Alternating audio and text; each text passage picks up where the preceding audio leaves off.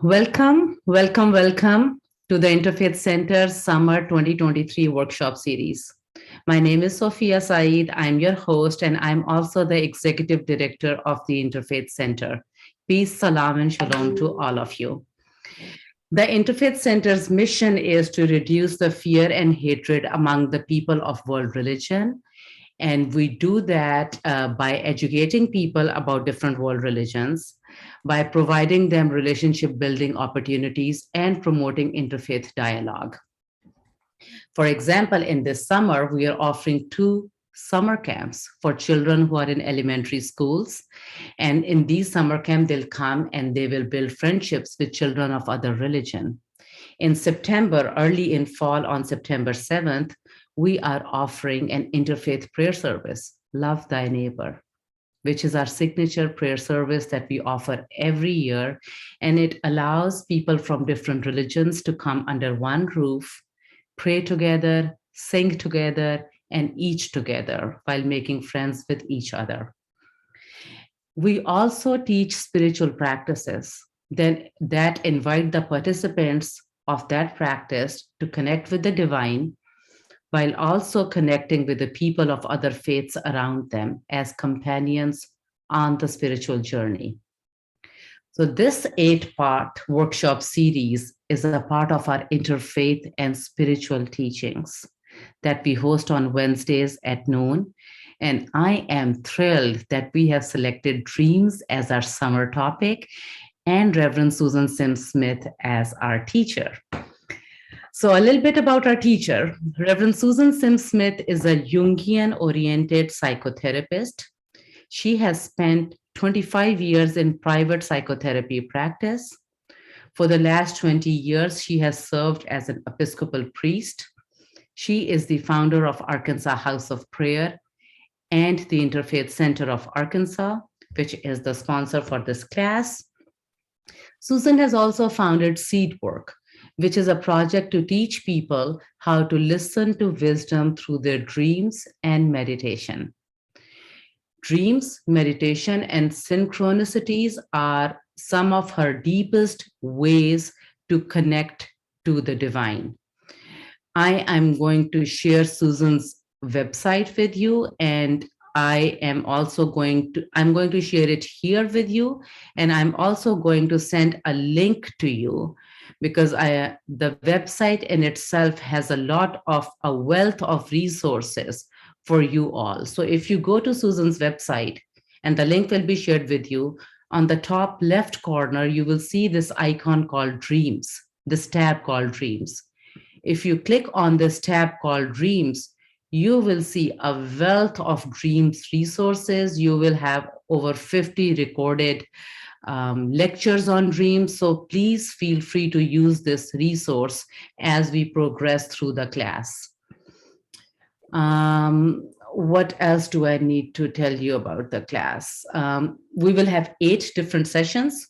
Each session will have a different topic. Every Tuesday evening, I'm going to send you an email about the theme and the topic of that week, and also send you the Zoom link for that week's class. All these sessions are recorded. So if you happen to miss a class, do not worry. You can find the class video on our YouTube channel, which again, I will be sending you the link. And I will also send you the link to that specific class recording. So due to the recording, I please request you all that keep your mics on mute, all of you, so the recording does not have any distractions. We will have a Q&A time in which you will be able to interact with our teacher, and you will have an opportunity to speak. During the question and answer session, I request you to raise your hand, not the physical hand, which you can do to the virtual hand. So if you see at the bottom of your Zoom screen, you will see an icon or a tab that says raise hand. So if you click on that, we will know that you have a question. Or you can see an icon or a tab that says reactions. So if you click on reactions, it will give you a choice to raise your hand, and we will, either Susan or we will call on you. You might have burning comments or questions that cannot wait, and it's okay to have them. We have a lovely chat feature in Zoom, Look at the bottom of your Zoom screen. Look at that chat icon. You're welcome and encouraged to put any comments there, but keep yourself unmuted. I know it's a large class and we have many questions and many dreams that we want to work on, and all of them cannot be taken in this 1 hour session. So we have over 60 participants in the class right now. So our teacher, Reverend Susan Sims Smith, has agreed to give us 2 extra times. She is willing and able to stay for an extra 30 minutes right after our second class on June 21st, and also after our third class on June 28th. So on June 21st and June 28th, Susan will be staying for an extra 30 minutes to take your question answers or take your dreams. And you, all of you, or any of you are welcome to stay back. If Susan gives us more times than these 2 classes, I'll be happy to share them with you. With that said, let's just start and go towards our class. I will bring our teacher on the screen. Welcome, Susan. I'm happy to be here. I'm excited that whatever energy of love that is in us and outside us has stirred us up to be here and be together today. So dreams come from many faith traditions, and they also come to people who are not in a specific faith tradition. And I'd like to start by asking former Supreme Court Justice Judge Annabelle Clinton Ember Tuck to talk for 5 minutes about dreams in Judaism. Then Sophia will talk for 5 minutes about dreams in Islam, and then I'll say a little bit about dreams in Christianity and a hint of something about Native American spirituality. So Annabelle is also on the Interfaith Center board, for which we're grateful. Please begin. Thank you very much, Susan. I do appreciate this opportunity to share. I am Jewish, and so I would like, as most people who agree to teach something, I have learned something in preparing for this. We all know that the Bible has Joseph, the dreamer, and he's the, stereotypical kind of symbol of the dreamer. But in Judaism, the dreams really are revelations from above, at least from the biblical perspective. So in the dreams, we know of Joseph, he is either interpreting his own dreams or he's interpreting Pharaoh's dreams. And that's where we get prophetic vision in the Bible. Numbers 12 through 6 says prophetic vision comes from in dreams.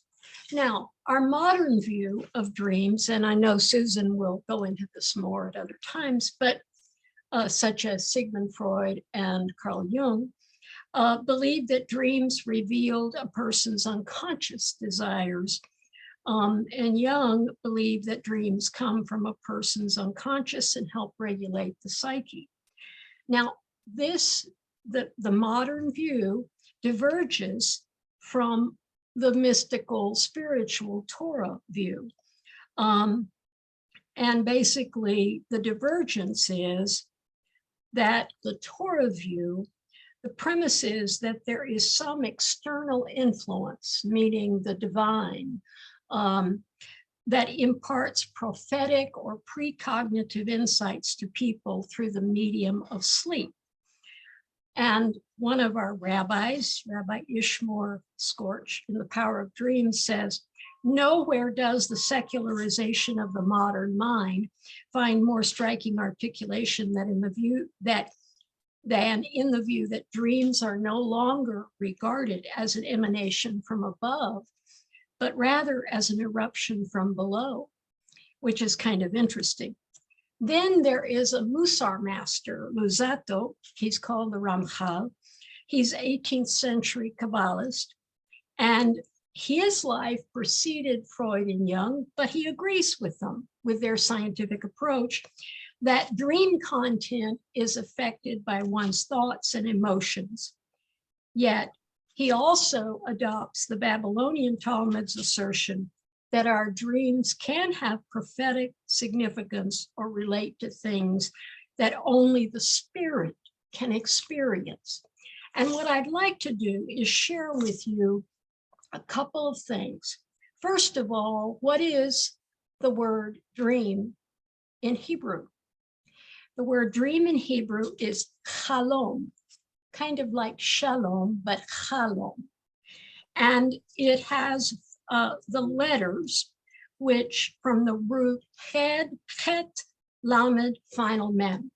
Now, first of all, a chet is the binding together of your heart and the spirit to God. So that's chet. Your heart and spirit become one with God. The lamed indicates a hand lifted to heaven to receive something. And that something is found in the last letter, the final mem, column.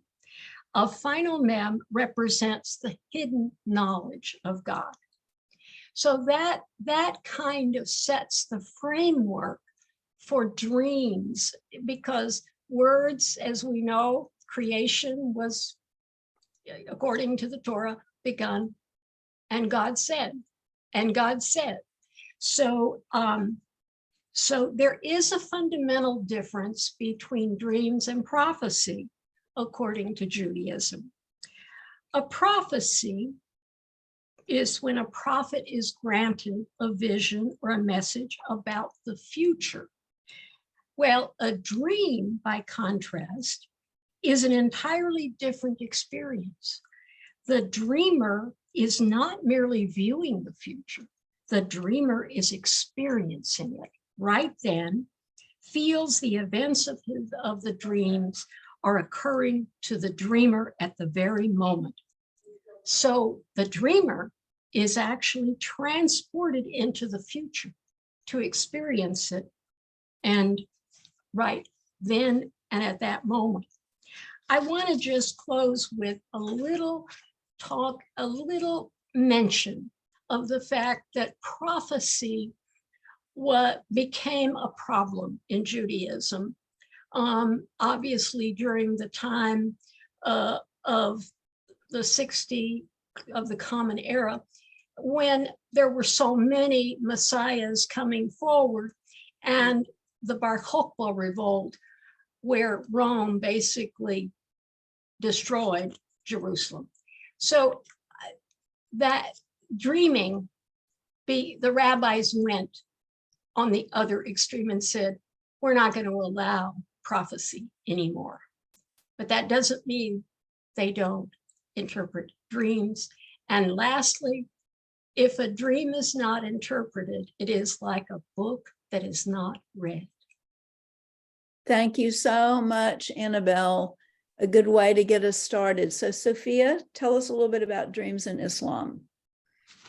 Thank you, Annabelle, and thank you, Susan. Here I'm back again. So what I'll say quickly is that, firstly, dreams are very important human experience, and they are not limited to Muslims, as I'm going to talk about, or Christians or Jews, or even people of any faith.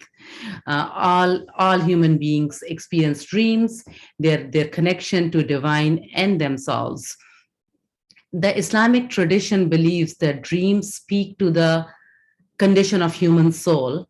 They unveil the wisdom from divine sources, and they guide us through our life. And they also help us understand our own self, our desire, our thoughts, and our memories from unconscious or subconscious.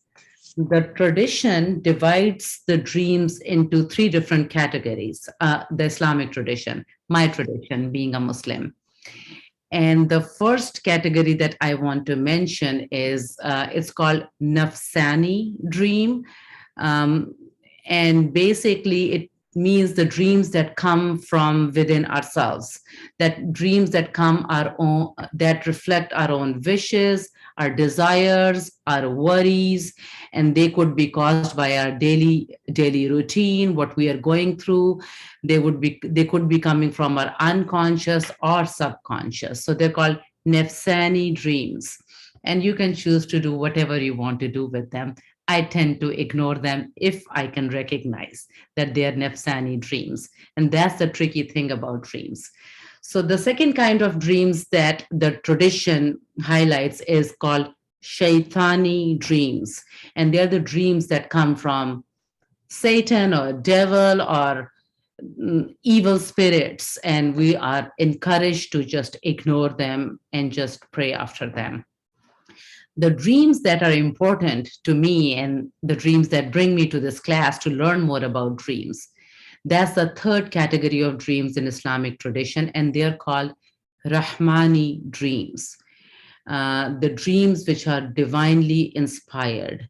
So these are the dreams which can come directly from God or from any divine inspiration or from people who are close to God or connected to God, like prophets and saints or angels. These dreams provide moral guidance.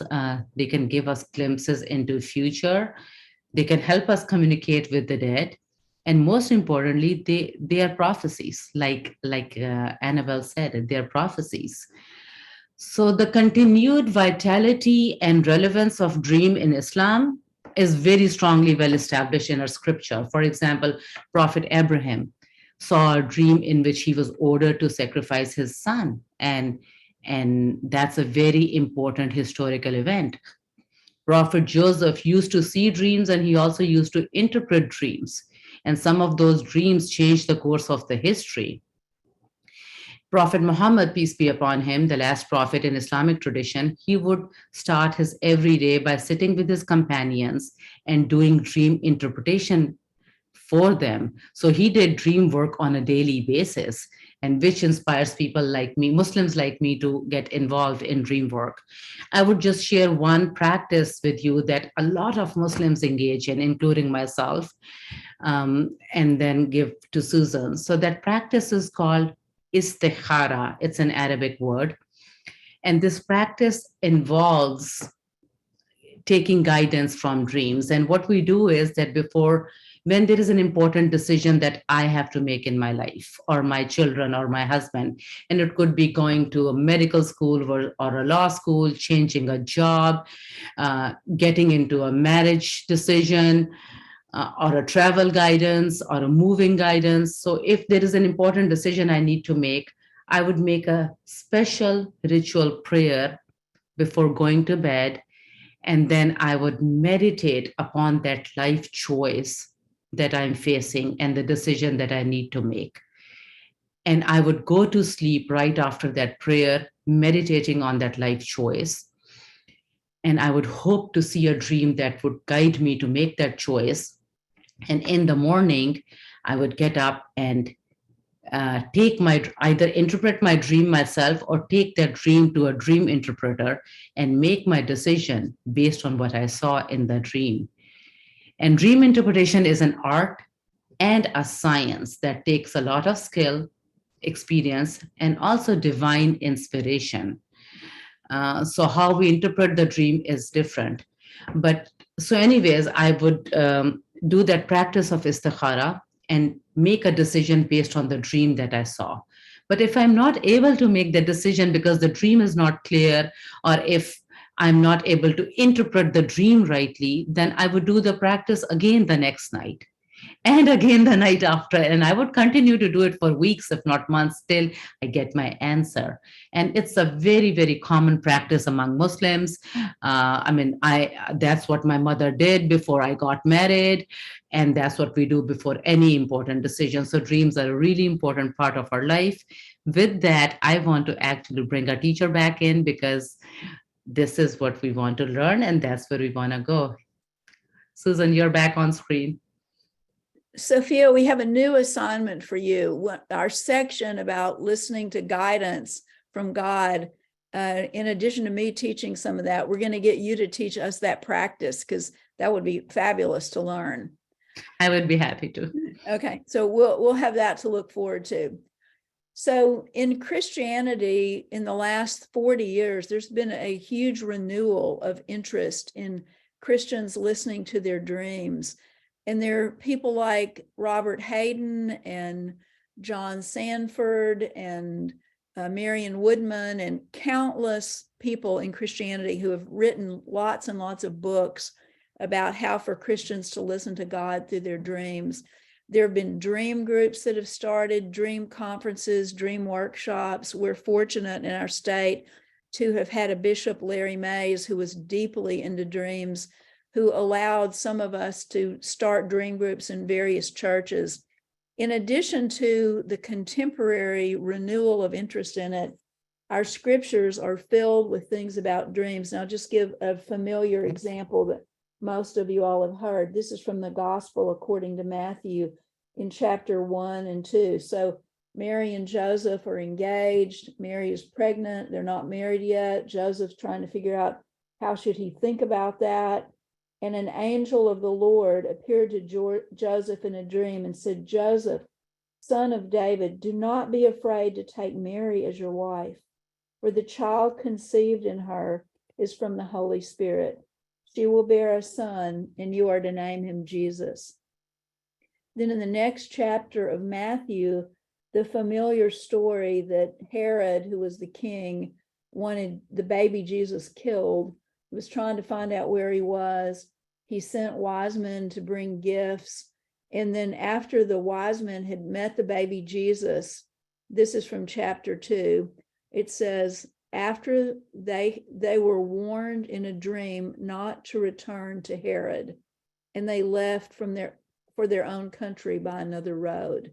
And then immediately after that, Herod dies, and an angel of the Lord appears to Joseph in a dream, and Joseph has taken his little family to Egypt to protect him from Herod. In the dream, there are two of them in the next 4 verses, which I'm not going to read both of them, but basically Joseph is told 2 more places, when to leave, what road to take, how long to wait until it's safe where they're not going to be killed. So Christianity is full of stuff about dreams, and there's a big renewal of interest in it. I want to mention just something brief about Native American spirituality. I am a complete novice about Native American spirituality. I'm just starting to be tugged into it. And I've started reading this book, which is called Project 562 about Native Americans. And I just happened to read this a couple of days ago.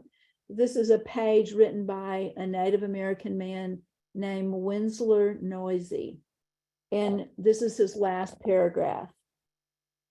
I tell people, when you go different places, make sure you pray, because the spirits that live there will open the door to you. You'll see the actual life that already lives there, because since you are praying, the spirits that are there will not be afraid of you. Those spirits are hiding. They don't know who you are, but once you pray, they know, because they are like us. Pray wherever you're at. The spirits have their way of communicating with you, and that is where the dreams come. So this is my beginning movement into learning more about Native American spirituality. And of course, we could have a Buddhist talk about dreams in Buddhism, but in all the religions, Hindus could all make their own beautiful witness. What we know is that it's within all the world religions, but it's also outside the religions, that people that are not practicing a particular spiritual path are still being affected by Spirit, who loves all of us completely unconditionally. And that Spirit is very active in dreams. So now I want to say one more thing. Dreams are not within, thank goodness, our control. and they are their own independent force. And that is something to revere and respect. So I want to say a little bit about some of the purposes of dreams. Some dreams are given to us to correct us. Some because we're clearly on the wrong path. Sometimes they're just to guide us. Sometimes they are to connect us to our truest, most authentic self. Sometimes they connect us to the divine. Sometimes they teach us brand new stuff that nobody has ever taught us before. Sometimes they help us understand why we are here, what our spiritual contract is, why we're on the earth, what our service is to be. Sometimes that gets clarified in dreams, and much, much more. Those are just a few of the things. There are many, many, many different types of dreams, and sometimes one dream will carry 2 or 3 different layers or types in one single dream. So I'm going to just toss out a few types of dreams. Sometimes we have a debris of the day dream. So let's say I'm driving my car, I'm on a busy day, I hear something clunking in my engine. I don't want to pay attention to it because I don't want to slow down long enough to go to a repair shop. So I just put it aside. And that night I might have a dream that maybe there's something wrong with my car. So that might be just a little piece of what happened in the day that I didn't want to attend to, and it might come back out in the night. What appears as a debris of the daydream might also have metaphorical and symbolic meaning. Sometimes in dreams, our car is our personality. Sometimes it's our physical body, or however we get around in the world. So let's say I had a little signal in the daytime that something might be off with my physical body, but I didn't want to pay any attention to it because I was too busy doing whatever else. I might have the same dream that night that something is wrong with my car. So what appears as a debris of the daydream might be that, or it might be symbolic and metaphorical. Another very, very common dream, I would say way more than half of the dreams, have to do with what's going on with our interior selves. So most of you are familiar with the idea that we're made up of many different selves.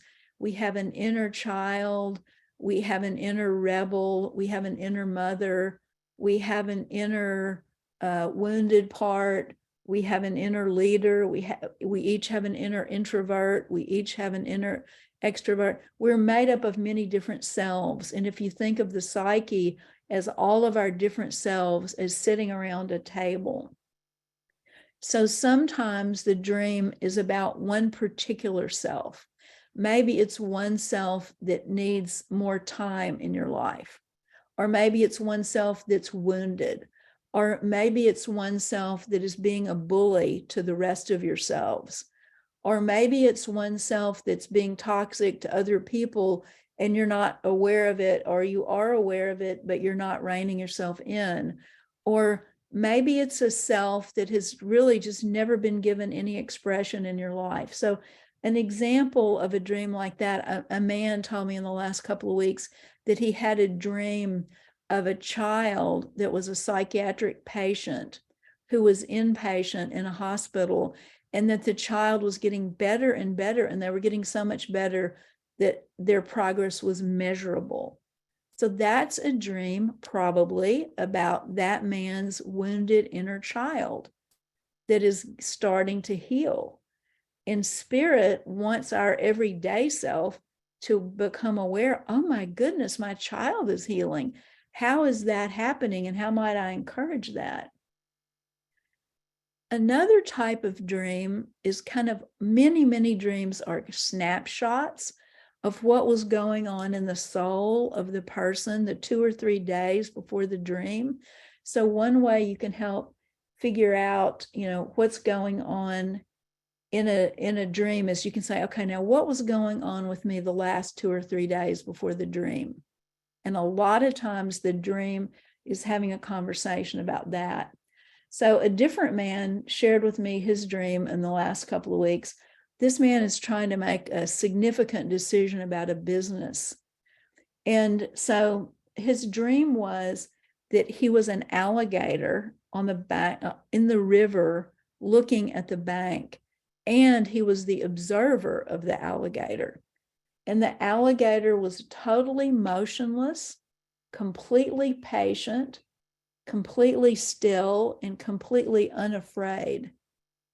And when I asked him, like, what did he think might be going on?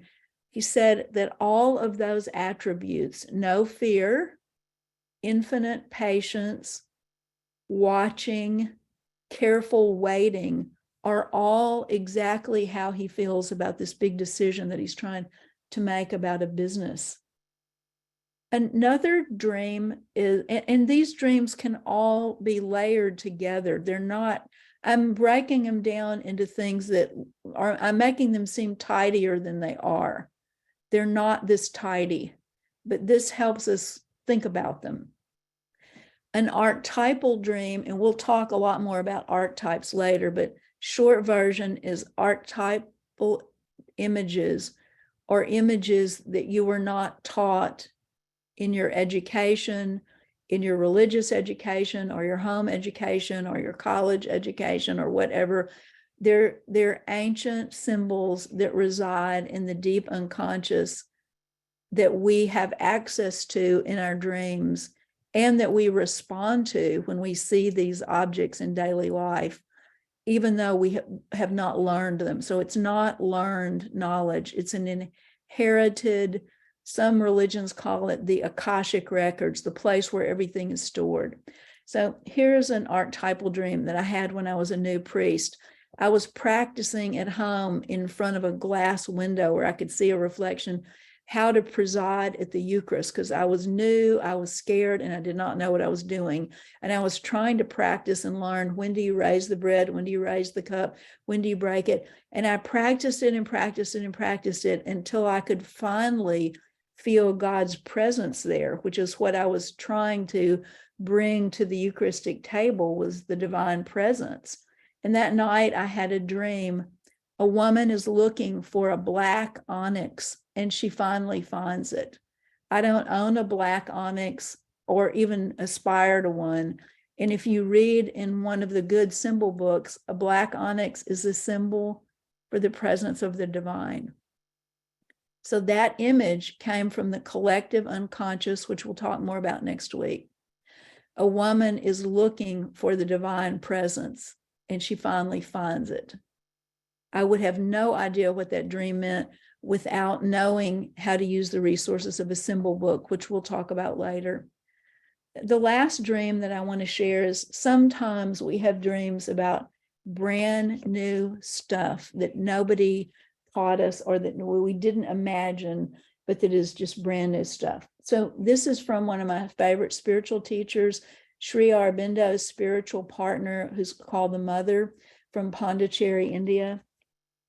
It's a daily devotional. When I was a child of about 13, for nearly a year, every night, as soon as I'd gone to sleep, I went out of my body, rose above the house and above the city, very high above. I saw myself clad in a magnificent golden robe, much longer than myself, and as I rose higher, my robe would stretch, spreading out in a circle around me to form an immense roof over the city. I would see men, women, children, old men, the sick, the unfortunate coming out from every side. They would gather under the outspread robe, begging for help, telling miseries, suffering, hardships. In reply, the robe, supple and alive, would extend toward each one of them individually. And as soon as they had touched it, they were comforted or healed, and they went back into their bodies happier and stronger than they had come out of them.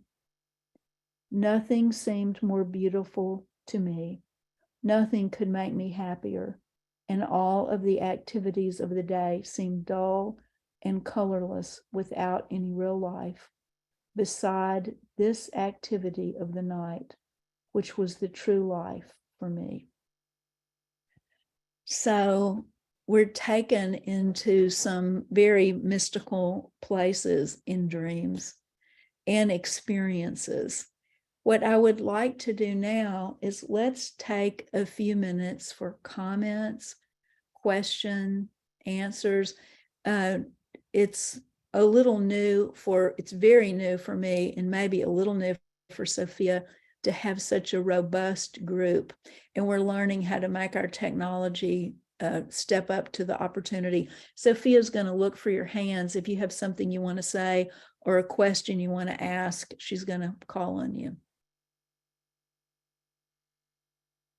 So there's a raise tab icon at the bottom, right next to reactions.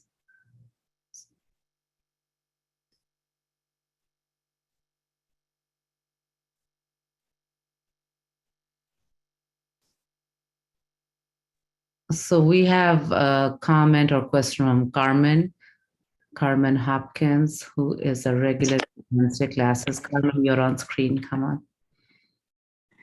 Good afternoon, I guess it is. I guess I tend to come from more of a scientific viewpoint, and I think of what I learned in neuroscience and in psychology classes is that what happens in the brain at night is a rearranging of experiences and thoughts and emotions for the day, and taking that information from a short-term memory, filing what might be useful in a long-term memory, filing what may be emotionally valuable in the sense that, fight or flight might be useful information to trigger something immediately in the future because you've experienced something or read about something, whatever, that may enhance response time or response information. And that what the dreams are is a reorienting of these neurons, taking what we see as psychology or soul and taking it to a neuronal level of that we don't understand. We have no clue, but that it's a rearranging and a refiling and a reinterpreting. So, and that's all still theory. We really have no clue, but I think it's really interesting to try to integrate that part into what you all are saying. And I don't know, I just find it all fascinating.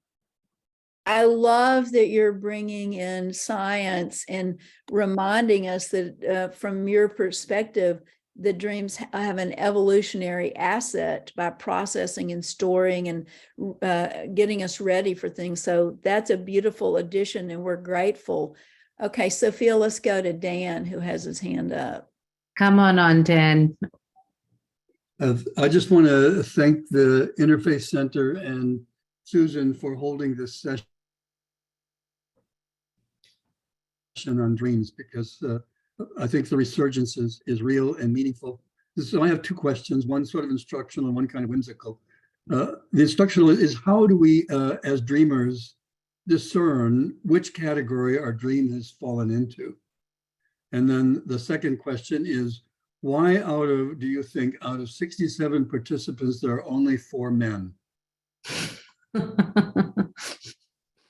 Well, I'll respond to the first one. There's a body of literature in all the world's religions about discernment. How do you discern God's will? And that's really what you're saying. And what I would say is it's a process. And there's a short article that most of it came from a book by Flora Flossen Woolner on prayer. She had an incredible section on, you think you've heard God through your dreams or through prayer. Let's check. And it's a little checklist of walking it through. You think this might be God's guidance. And that excerpts from that article are on my website under dreams, but it's from her book. And I think that's a good beginning step on discernment, which is what you're asking about. The second thing I think you're asking is when you're asking which category is this in, I like, and many people with whom I walk the journey, I like to check all of them. Could this be debris of the day? Could it be a part of myself? Could it be guidance? Could it be correction? Could it be something spiritual? Because one dream can weave its way through many of these levels. So I assume I'm cheating if I don't look to see, is it inside and is it outside?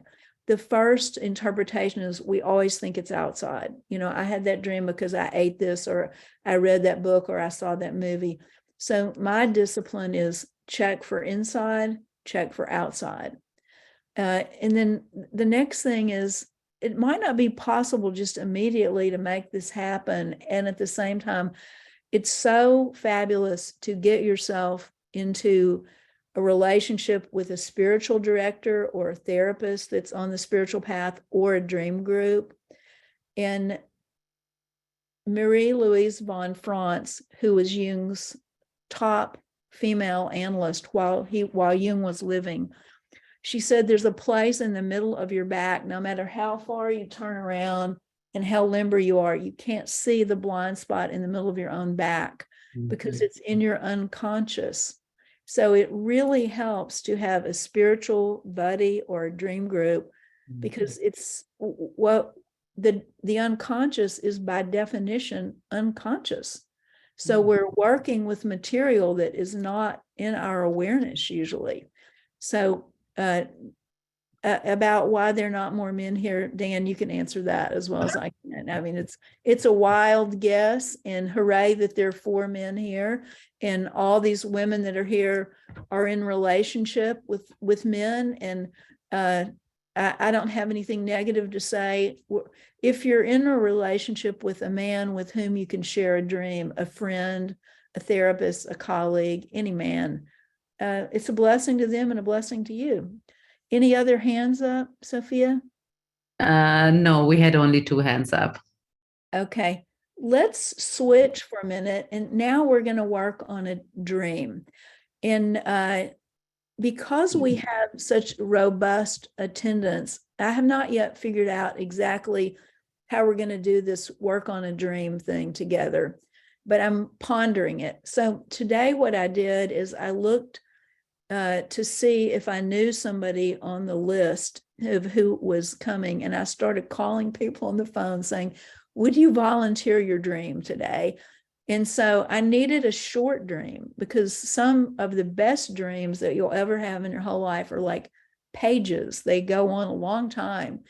And while we're on the topic of long dreams, not always, because none of this stuff is always, but often, if you have a really long dream, the spirit and the soul of the person are trying to have a conversation with the person about the same topic. So it's like, okay, we're going to show you a movie about your relationship with your busyness. Okay, well, just in case you didn't get it that way, we're going to make another dream. And we're going to show you a movie about your relationship with business. Okay, well, if you didn't get it that way, we're going to make another one. So the dreams might look like they change in the night. You might have 3 dreams, but very often it's the same subject, it's the same theme, it's the same message.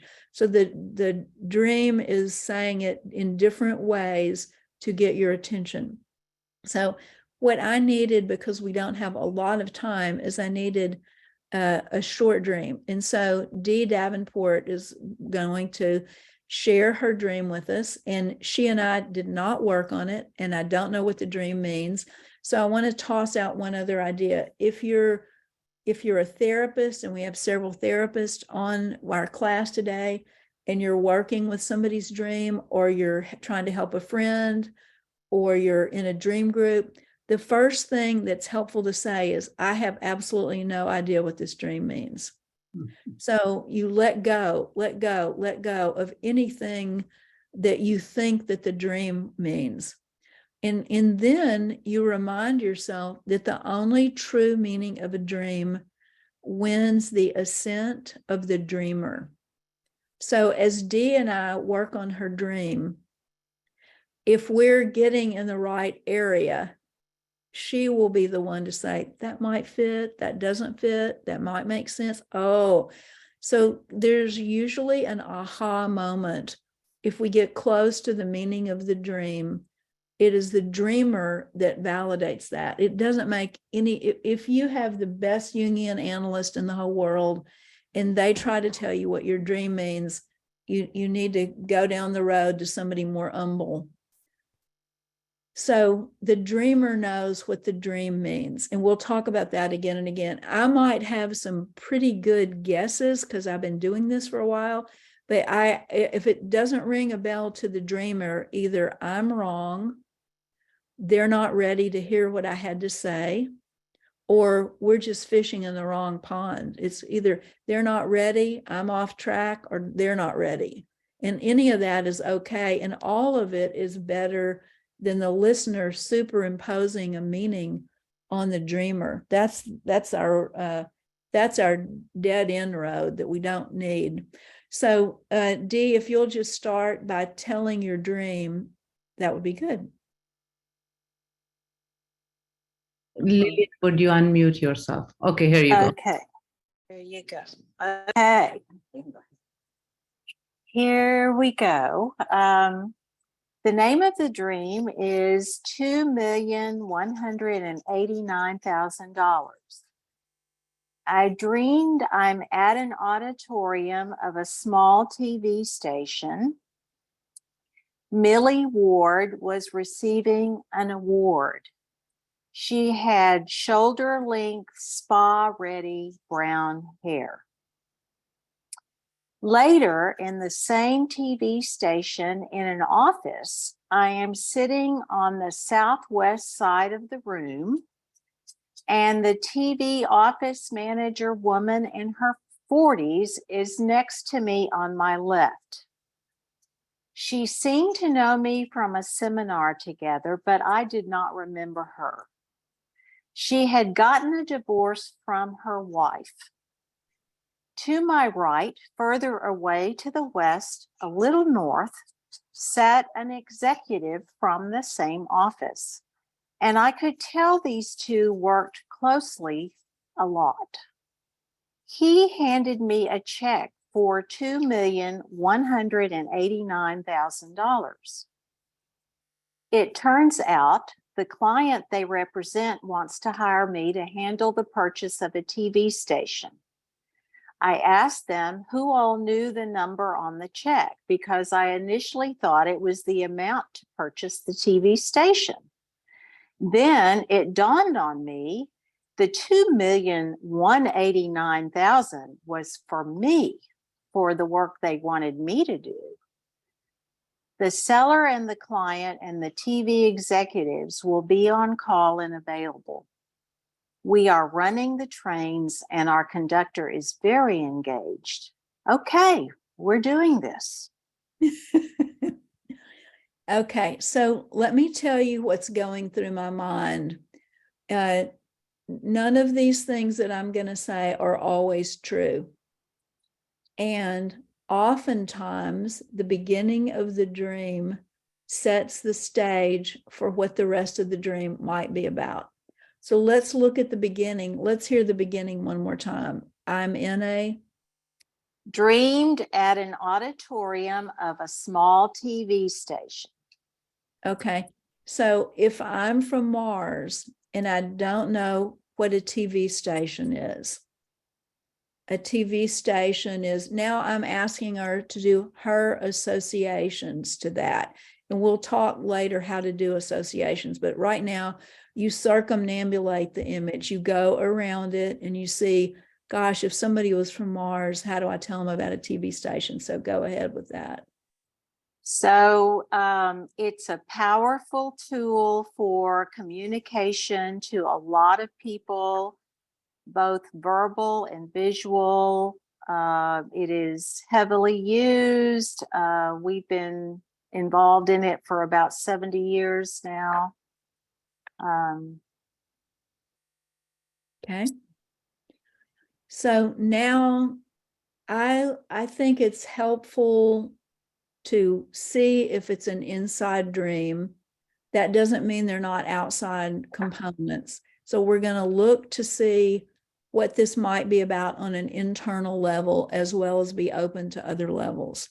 So what I would say back to Dee is, I'm in a place in my psyche where I'm looking at my interior powerful communication device, visually powerful,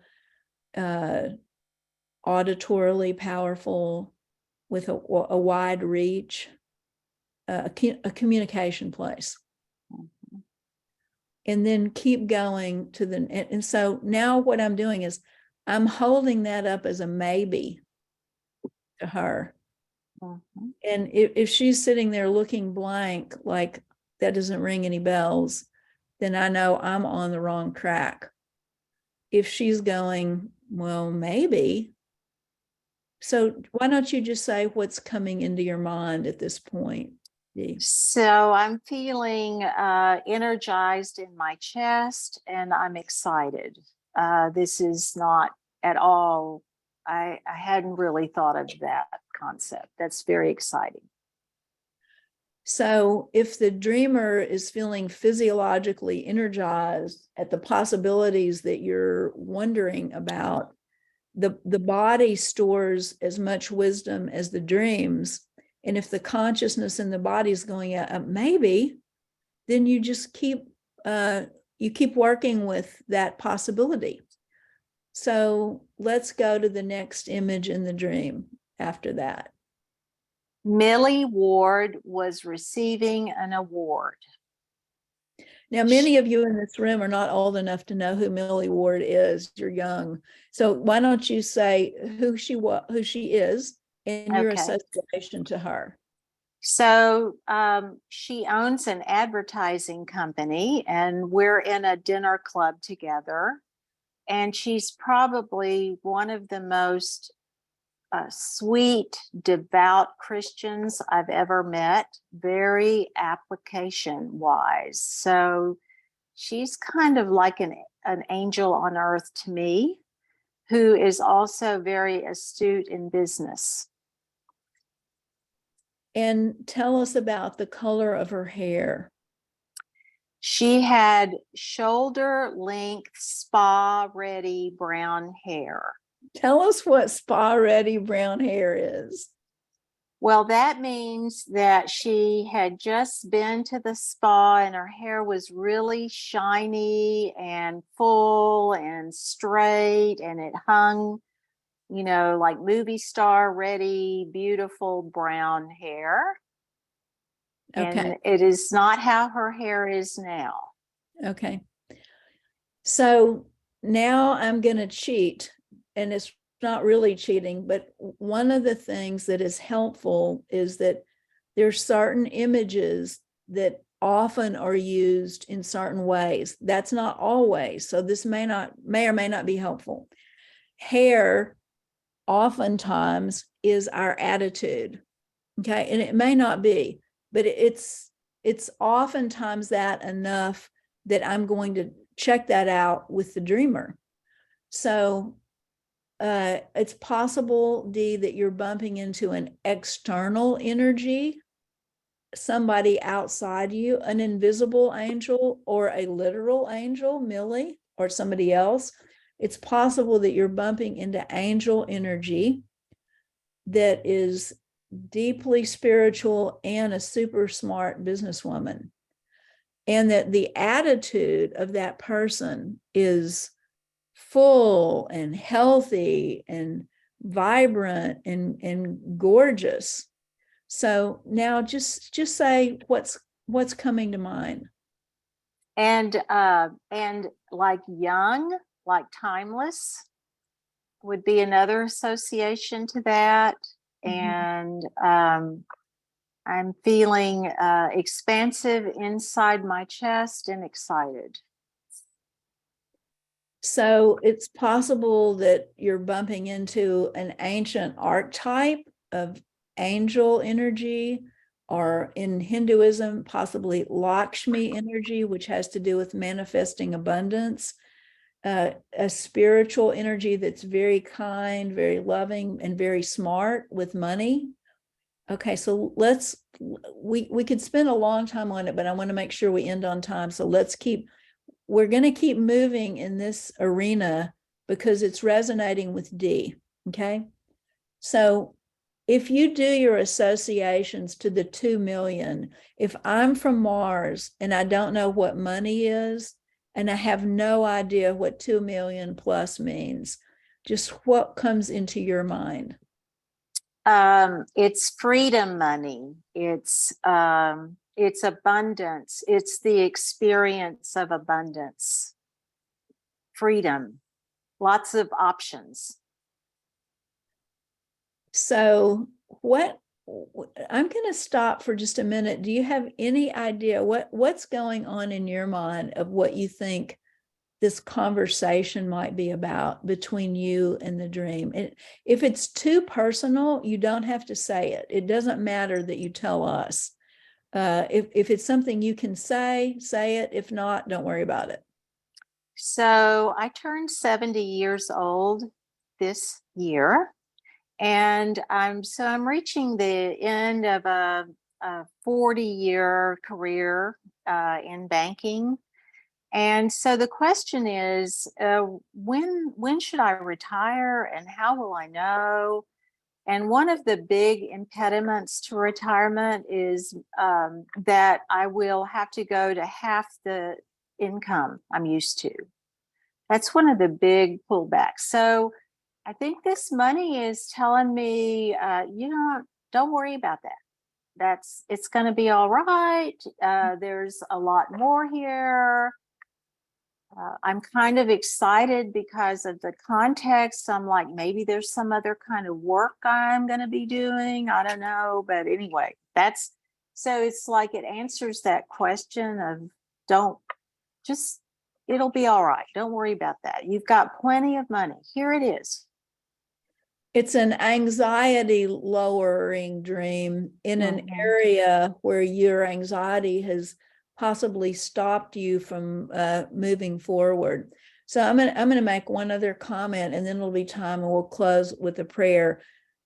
Not always, but often the ending of the dream points in the direction where the soul would like to move. It might be a couple of years before the soul can get the trains there, but it often points to the direction that the soul would like to move if the soul can get free from the rules of the programs for happiness that we all have made up. We'll talk more about that. So the beginning is often the setting, and the ending is often where the soul would love to go. It's a pretty fun thing that in 12 minutes, we've been able to give Dee some support about what the dream might mean. So I look forward to being with you next week. We'll start at 12. We'll end officially at 1. I'll hang out for another 30 minutes. If there's another dream that somebody wants to work, and to do Q&A. If they're not Q&A, we might work 2 dreams. If you bring a dream next week, I need a really short one so that we can make a little headway on it, like 2 paragraphs. So we'll close with a prayer.